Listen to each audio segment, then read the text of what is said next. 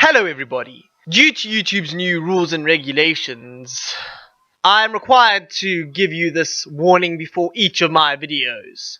This content will most likely kill you or result in some serious brain damage, for the content is dark and full of terrible references. You have been warned.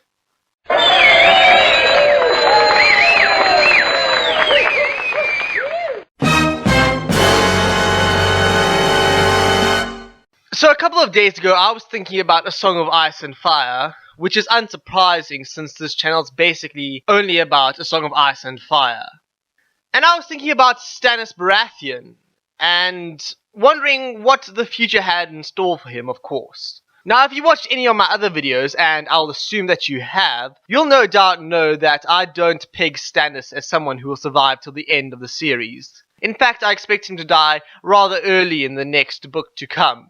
Then I amused myself by thinking how distraught Melisandre would be upon hearing the news of his death. She of course believes that he is Azor Ahai, and the only one who can defeat the others. But then that got me thinking, why would Melisandre abandon Stannis if she thinks that he is the only one capable of destroying the others? Surely his safety is much more important than anybody else's in the entire series, according to her mindset. And then I reached an epiphany. Melisandre no longer believes that Stannis is Azor Ahai. And in fact, I could go further and say that she is actually counting on him dying in the series. Now, I understand both those statements are quite controversial and mountains apart. Sure, maybe Melisandre does think that Stannis is no longer Azor Ahai, but that wouldn't translate onto her wanting him dead. So I will explain my thought pattern for each statement, and hopefully you can come to your own conclusion. The reason I think Melisandre no longer believes that Stannis is Azor Ahai is mainly due to the visions she's been having in her fires ever since she arrived at the Wall. During her chapter in A Dance of Dragons Part 1, it becomes quite clear that Melisandre is extremely objective when viewing her flames. She does not want to get anything wrong because she knows the danger that can come from false visions. This is why I think she did not follow Stannis south of the Wall, for she did not see it in her flames. She also doesn't seem to be getting many visions of Stannis despite praying for them quite often. Instead, she gets Jon Snow. And then you got to ask yourself, what would Azor Ahai Reborn prioritize in the end? The war against the others or the War of the Five Kings?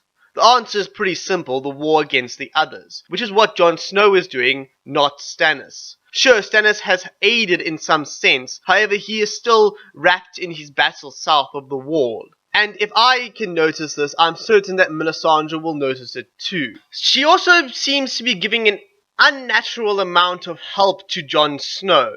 Now this is of course probably due to her seeing him in the flames. The reason she gives is that she needs Jon Snow to trust her, which is a bit odd since she does not require Jon Snow's trust to get Jon Snow's aid. Jon Snow will help whoever helps him fight against the others, and unless you do something that's completely immoral, I doubt that he will care as long as it helps in the war to come. I mean, she offers to send Rattleshirt to get Arya Stark for Jon Snow, which is extremely stupid since the Boltons could annihilate the Wall without blinking an eye. The Wall is a much higher priority than a single Lord Commander upon it. However, if Jon Snow does turn out to be Azor Ahai, then it is justified in Melisandre's mind. And that is why I think she is starting to acknowledge the possibility that Jon Snow could be Azor Ahai.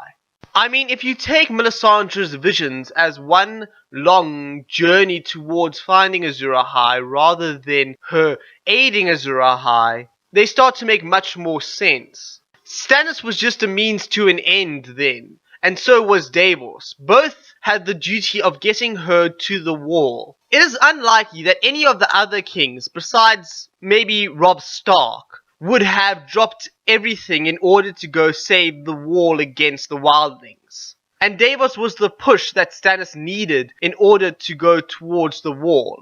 If not for these two characters, it would be unlikely that Melisandre would even know about the invasion of the others until it was too late.